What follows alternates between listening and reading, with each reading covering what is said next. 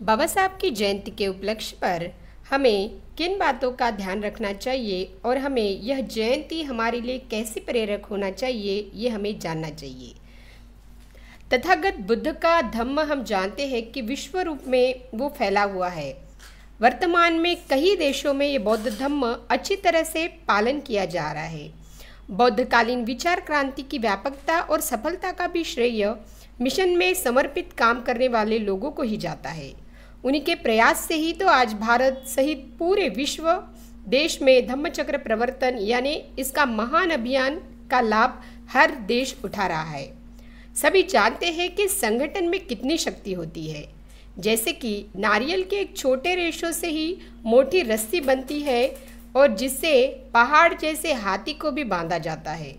छोटी छोटी ईंटें जोड़कर ही तो भव्य एवं मजबूत भवन बनाए जाते हैं। इसी तरह धम्म तथा समाज के बहुत से बने संगठन को एक सूत्र में बांधकर जनसागर का कार्य हमें करना चाहिए। बौद्ध धम्म का स्वरूप भारत में विस्तृत रूप लाना चाहिए।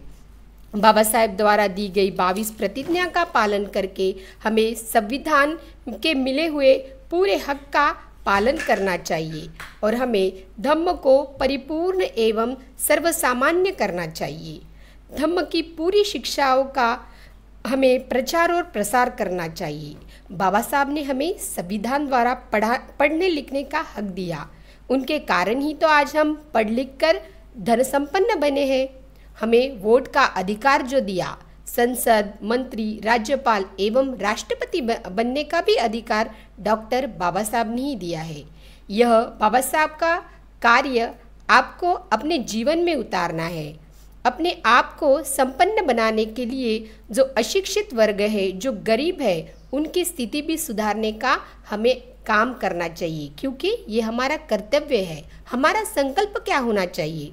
डॉक्टर भीमराव अंबेडकर के पदचिन्हों पर चलने का हमने काम करना चाहिए। इसी उल्लास से हमें हमारा जीवन बिताना चाहिए, क्योंकि हमें यह आकांक्षा रहनी चाहिए कि बाबा साहब की चले जाने के बाद आंदोलन यानी हमारा मिशन शिथिल या बंद नहीं होना चाहिए।